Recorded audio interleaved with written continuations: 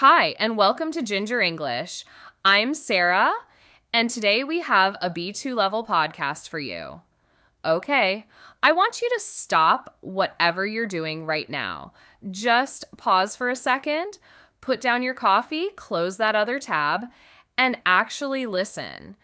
Because what I'm about to tell you is the kind of story that makes you question everything you thought you knew about the people closest to you, the people you love most, the people you were absolutely certain you understood. Imagine this. Your mother passes away. She was your rock, calm, steady, devoted. The kind of woman who remembered everyone's birthdays, who always had the right thing to say, who made every single person in the room feel like they were the most important person in the world. And after the funeral, after the casseroles and the sympathy cards and the awkward hugs from relatives you barely recognize, you're left alone with her things. Her books with little notes in the margins, her sweaters that still smell like her perfume, and her old laptop sitting on the desk in her bedroom. You're not looking for anything.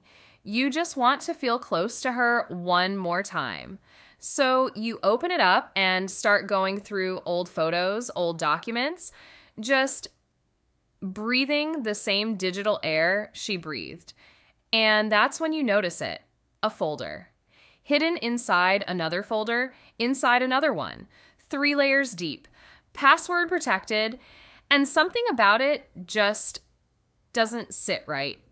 You tell yourself it's probably nothing. Old tax documents, medical records, something completely explainable, but your hands are already moving toward the keyboard. You try her birthday, nothing. You try your birthday, nothing. You try the name of your childhood dog, your grandmother's maiden name, the street they lived on before you were born. Nothing, nothing, nothing. And then, almost as a joke, almost without thinking, you type in a name you found at the top of one of the folder titles, Claire. And the folder opens. Inside, hundreds of letters, written over 20 years, written in your mother's voice, unmistakably hers, warm, poetic, sometimes heartbreaking. Letters full of longing, full of a love that is raw and unguarded and completely unlike anything you ever saw from her in real life. Each one signed the same way, always yours. And not one of them was written to your father. That's exactly what happened to Megan Holloway in 2019. She was 34 years old, recently back in Portland, Oregon, sorting through her late mother's belongings when she stumbled across something that would completely rewrite her understanding of her own family, of the woman she thought she knew better than anyone in the world. And here's the part that makes this story impossible to let go of. Claire wasn't just some name in an old file. Claire was real. Claire was alive. And Claire lived 40 minutes away. Today, we're telling Megan's story. A story about secrets kept for decades. About a love that didn't fit into the life someone had carefully, deliberately built. About what it means to grieve someone. And then realize you might not have fully known who you were grieving. This one is going to stay with you. So let's go back to the beginning. Not to 2019, but further. Much further, Megan Holloway grew up in Portland, Oregon, in a house with a big porch and a garden that her mother, Diane, tended like it was her life's work. And in many ways, it was. Diane Holloway was the kind of woman who put everything into the things she loved. Her roses, her cooking, her family. By all accounts, Diane was a devoted wife and mother. She married Robert Holloway when she was 26. They'd met through mutual friends, dated for 2 years, and built what looked from the outside like a genuinely happy life. Robert was steady and kind, not flashy, not dramatic, just solid. The kind of husband who fixed things around the house without being asked and showed up to every single one of Megan's school plays with a bouquet of flowers. Meghan adored her parents, not in a naive, everything is perfect way. She knew they had their rough patches, their quiet arguments, their moments of distance. Every couple does. But she never, not once, had a reason to doubt the foundation of their marriage. It simply didn't occur to her to question it. Diane passed away in March of 2019 from a stroke. It was sudden and brutal and completely unexpected. She was 61 years old, still gardening, still hosting Sunday dinners, still very much alive in every sense of the word. And then, in the space of 48 hours, she was gone. Meghan flew back to Portland immediately and stayed for 6 weeks, helping her father navigate the impossible paperwork of grief. The death certificates, the bank accounts, the subscriptions that kept charging a woman who no longer existed. It was exhausting in a way that had nothing to do with the physical tasks. Every piece of paper was a reminder. Every phone call, another small goodbye. After her father went back to work, because that's what Robert did, he kept moving, kept busy, because the alternative was too much to sit with. Meghan found herself alone in the house for long stretches of time.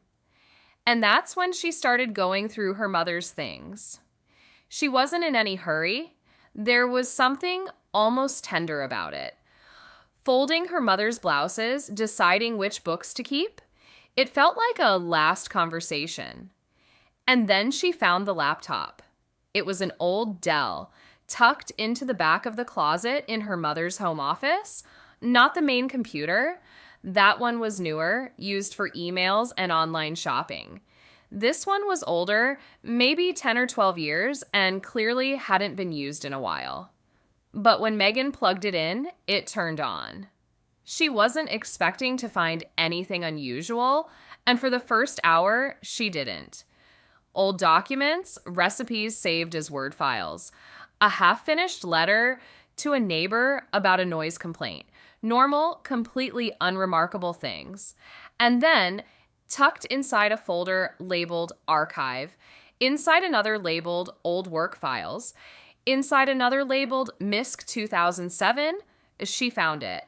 A folder with no label, just a small lock icon, password protected. Meghan stared at it for a long moment, and then she started to type. The password wasn't her birthday. It wasn't Robert's birthday, or the address of the house, or the name of the family dog they'd had when Meghan was a kid. A golden retriever named Biscuit, who Diane had cried over for a week when he passed. It wasn't any of the obvious things. Meghan sat there going through every combination she could think of, feeling increasingly strange about the whole situation. Because the more passwords she tried and failed, the more she realized her mother had chosen this one deliberately. This wasn't a folder someone accidentally password protected. It was hidden. It was locked. And Diane had made sure of it. And then Meghan noticed the folder name. She'd almost missed it. Just 2 characters sitting right beneath the lock icon. The folder wasn't completely unlabeled after all. It said CL, 2 letters. That was it. Meghan typed Claire. The folder opened. She told an interviewer later that her first reaction wasn't shock. It was something quieter than that. Almost like recognition. Like some part of her had already known she was about to find something she couldn't unfind. She said she sat completely still for almost a full minute before she even scrolled down. There were 247 files in the folder. Most of them were text documents, letters written in her mother's voice, unmistakably. Meghan recognized the rhythm of her sentences immediately, the way she used dashes, the way she'd start a thought, break off, come back to it from a different angle. It was completely, undeniably Diane. The earliest letter was dated September 14th, 1999. Meghan would have been 14 years old. Her parents had been married for 8 years. She opened it. I keep telling myself I won't write again. And then I sit down at the kitchen table after everyone's asleep, and the house is so quiet, and I think about the way you laughed at dinner last Thursday, and I can't help it. I just need somewhere to put this. I need you to know that today was hard. Not because anything went wrong, everything went fine actually. Robert made his famous chili. Megan got an A on her history test. We watched a movie as a family. It was a good evening. And I sat on the couch next to my husband, and all I could think about was you. Megan stopped reading. She closed the laptop. She walked to the kitchen. She poured herself a glass of water, drank the whole thing, standing at the sink, and then stood there gripping the counter, looking out the window at her mother's garden. The roses just starting to come back after winter, small and green and completely indifferent to everything happening inside the house. Then she went back. She opened the laptop again, and she kept reading. She read for 4 hours straight. She didn't eat. She didn't call anyone. She just read. Letter after letter, 20 years of them, moving through time like chapters of a novel she had never been meant to read. Her mother's voice, so familiar and so utterly foreign all at once. The same woman who packed her school lunches and drove her to soccer practice and held her hand at her college graduation, writing in secret to someone named Claire about a love that had clearly never gone away. Now, I want to take a moment here because I think it's easy when you hear a story like this to jump straight to judgment, to immediately start sorting people into categories: the villain, the victim, the one who was wronged. And I get it. That's a very human instinct. We want things to make sense. We want someone to blame. But the more Megan read, the more complicated that became. Because what she found in those letters wasn't the portrait of a woman living some reckless double life. It was something much more painful than that. From what Megan was able to piece together, both from the letters themselves and from conversations she had later, Diane and Claire had known each other since college. They'd met at the University of Oregon in the early 1980s, during their sophomore year. They'd been close friends first, and then, somewhere along the way, something shifted. The letters don't spell it out directly. Diane wasn't the kind of writer who stated things plainly when she could circle around them instead. But reading between the lines, it becomes clear that the two women had fallen deeply in love with each other at some point in their early 20s. And then life intervened. This was the early 1980s, in a mid-sized American city, in a family where, as Diane wrote in one letter, the word for what I am doesn't exist at the dinner table. There was no roadmap for what she was feeling, no language that felt safe to use out loud.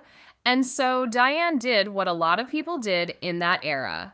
She buried it. She moved forward. She built the life that was expected of her. She met Robert. She got married. She had Megan. And by every visible measure, she was happy. Genuinely, not performatively. She loved her husband. She loved her daughter with everything she had. That part wasn't a lie. But Claire never fully disappeared. They stayed in touch over the years, carefully, at a distance, in a way that looked, from the outside, like an old friendship that had simply endured. The occasional coffee, a Christmas card, nothing that would raise an eyebrow. And then, somewhere around 1999, the year of that first letter, something changed again. Megan never found out exactly what. Maybe they ran into each other at the wrong moment. Maybe one of them finally said something that had been left unsaid for too long. Whatever it was, that's when Diane started writing. Not sending the letters. That's the thing that struck Megan the hardest, actually, once the initial shock began to settle. These letters were never sent. Claire had never read them. They were just Diane's way of having somewhere to put something she had no other place for. A private conversation with someone she couldn't fully have in her real life. In one letter from 2004, Diane wrote, "I don't expect you to understand this because you'll never read it. But writing to you is the only time I feel like the whole of myself." Megan had to put the laptop down again after that one. Here's what I keep thinking about when I sit with this story. Megan spent 4 hours reading those letters. 4 hours living inside her mother's most private world. A world that had existed silently, in parallel with the life they shared together.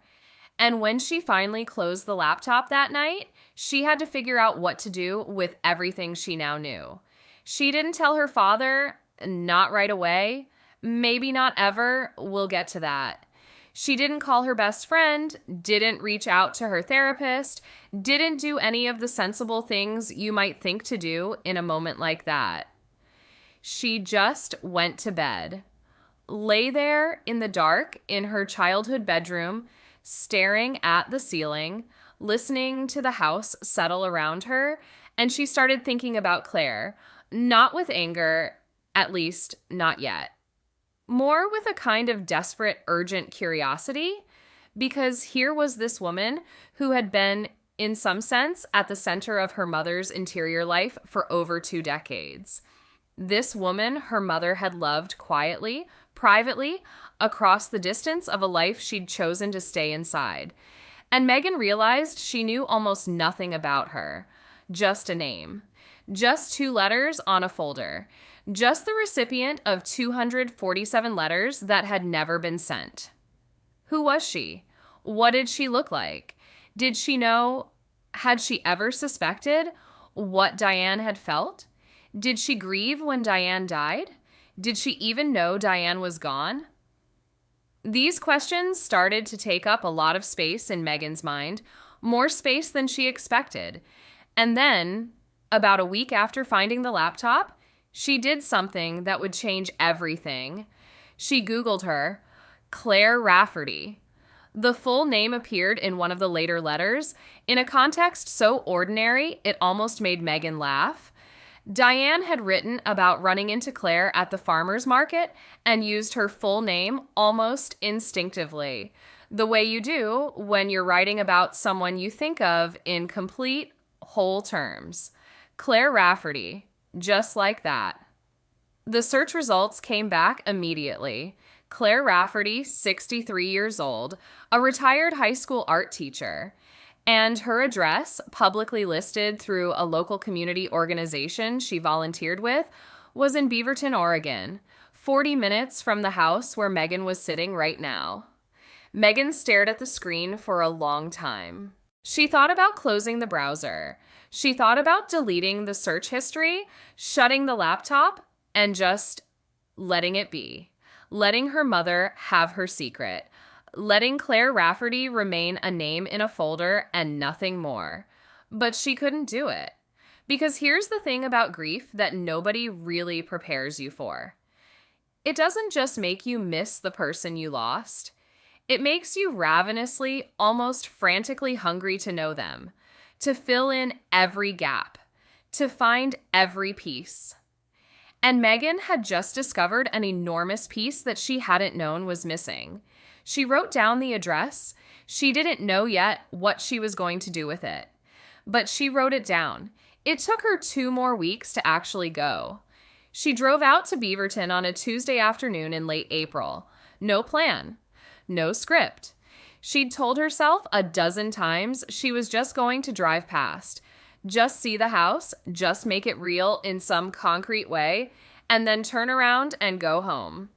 That was the deal she made with herself. She didn't turn around. Claire Rafferty's house was a small craftsman bungalow on a quiet street, lined with oak trees. The kind of house that looked lived in a good way. Flower boxes in the windows, a wind chime by the front door, a pair of muddy gardening boots on the porch steps. Megan parked across the street and sat in her car for 10 minutes, engine off, just looking at it, trying to connect this ordinary, peaceful little house to the enormous emotional weight of everything she'd read in those letters. And then the front door opened. A woman stepped out onto the porch, tall, silver-haired, wearing a paint-stained linen shirt and carrying a watering can. She moved slowly, deliberately, with the kind of ease that comes from being deeply comfortable in your own space. She started watering the flower boxes, her back half turned to the street. Megan watched her for a moment. And then, before she'd fully decided to do it, she got out of the car. She said later that she honestly has no memory of walking across the street. One moment she was sitting in the driver's seat. The next, she was standing at the edge of the front path, and Claire Rafferty was turning around to look at her with an expression that was politely curious and slightly startled. "Can I help you?" Claire asked. And Megan said the only thing she could think of. "My name is Megan Holloway. Diane was my mother." The watering can lowered very slowly. Claire's expression shifted, moving through something complicated and private before settling into something that Megan could only describe later as a kind of careful stillness. Like a person who had been bracing for a particular knock on the door for a very long time and had finally heard it. "I know who you are," Claire said quietly. "I've seen photos." A pause. "I was so sorry to hear about your mother. I am so very sorry." They stood there on the front path for a moment that felt much longer than it was, and then Claire said, "Would you like to come in?" Megan said yes. She sat in Claire's kitchen for nearly 3 hours that afternoon. They drank tea, they talked as carefully at first, feeling their way around the edges of something enormous, and then less carefully, and then not carefully at all. Claire didn't pretend not to understand why Megan had come. And Megan didn't pretend she wasn't there because of the letters. "She never told me she was writing them," Claire said at one point, staring into her cup.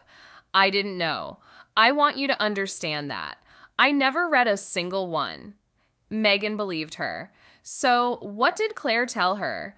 What did those 3 hours in that kitchen actually look like? Megan has described it in a few different interviews, and each time she uses the same word, excavation. Like they were both carefully digging something out of the ground. Layer by layer, neither of them sure what they'd find at the bottom. Claire told Megan that yes, she and Diane had loved each other. Deeply, genuinely, in a way that neither of them had ever fully named out loud. But that both of them had always understood. She said that when they were young, in the early 80s, there was simply no version of that story that felt possible to live openly. Not in their families, not in their world. And so they made an unspoken agreement. The way young people sometimes do when the alternative feels too costly. They let it be what it couldn't be, and they stayed friends. Claire had never married. She'd built a quiet, full life. She'd made peace with things, or she thought she had. And then she told Megan something that stopped the whole conversation cold. She said that 2 weeks before Diane died, 2 weeks before the stroke, they had met for coffee at a cafe in Northwest Portland they'd been going to for years. And something was different that day. Diane had been quieter than usual, more present, like she was paying very close attention to everything around her. The coffee, the light, Claire's face. At the end of the afternoon, saying goodbye on the sidewalk, Diane had taken Claire's hand, just held it for a moment. And then she said, "I need you to know that you were never just a friend to me. You were never just anything." Claire had squeezed her hand back. She told Megan this quietly, looking at the table. She'd thought there would be more time. that whatever Diane was opening a door to, they could walk through it later, slowly. There was no urgency. Diane was 61 and healthy and had a whole garden to tend to. 2 weeks later, she was gone. Megan sat with that for a long time. She thought about her mother standing on a sidewalk in Portland, finally saying something true out loud. And she thought about the timing. Whether Diane had felt something shifting and had decided at last not to let it go unsaid. She asked Claire, "Are you angry that she kept all of it so hidden?" Claire looked at her for a long moment. "No," she said. "I understood. She was protecting everyone she loved, the best way she knew how. That was just who Diane was." Then Claire got up and came back with something in her hand. A photograph. Small, slightly faded, clearly old. 2 young women laughing on a college campus, squinting into the sun. One of them Megan recognized immediately. Her mother, maybe 20 years old, laughing in a way Megan had never quite seen in any other photo. "She gave this to me a long time ago," Claire said. "I'd like you to have it." Megan took it, and that's when she finally cried. Not for the secret, not for the lost years, but for that girl in the photograph, young and laughing and not yet having learned to hide. So where does this story end? The honest answer is, it doesn't, really. Not neatly. Not in the way we want stories to end. Megan kept the photograph. "It's sitting on her desk right now," she said in her most recent interview. That young woman squinting into the sun, laughing at something just outside the frame. Megan says she looks at it every day, not with sadness exactly, more with something like wonder, like she's still getting to know her mother, even now. She did eventually tell her father, not everything, not the full scope of the letters, not the 20 years of them, but the broad truth. That Diane had loved someone else, quietly, alongside everything she'd built with him. Robert didn't say much when she told him. He sat very still for a long time, and then he said, "She was the most devoted person I ever knew. I don't think anything changes that." And that was essentially the end of the conversation. Whether that's peace or avoidance, Megan says she genuinely doesn't know. Maybe it's both. Maybe that's okay. She and Claire have stayed in touch. They meet for coffee a few times a year, back at that same cafe in Northwest Portland. They talk about Diane, the real Diane, the whole one, and they talk about other things too. Books, the garden, the small, ordinary texture of life. Megan says it's one of the stranger and more meaningful relationships she has. A friendship built entirely on grief and honesty, and a folder of letters that were never supposed to be found. She never deleted them, by the way. The letters. She thought about it. She thought about it for a long time, whether it would be more respectful to just let them go, to give her mother back her privacy, but in the end, she kept them. All 247. She printed them out and put them in a box, and the box lives on a shelf in her apartment. "They're the most complete version of her I have," she said. "How can I let that go?" I've been sitting with this story for a while now, and the thing I keep coming back to isn't the secret itself, it's the cost of it. Not just for Diane, but for everyone. The weight of a love that had nowhere safe to go. The letters that piled up year after year in a hidden folder because there was no other container for them. The sidewalk goodbye that turned out to be the last real thing said.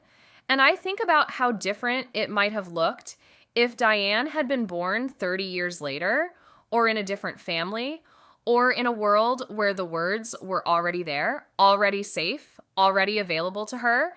We don't get to choose the era we're born into, but some of us carry that cost more heavily than others. This has been Ginger English. I'm Sarah. Thank you so much for spending this time with me and with Megan's story today. If this episode moved you, please take a second to leave us a review, share it with someone you think would connect with it, or just hit subscribe so you don't miss what's coming next. These stories only reach people because you pass them along, and they deserve to be heard. Take care of yourselves. I'll talk to you soon.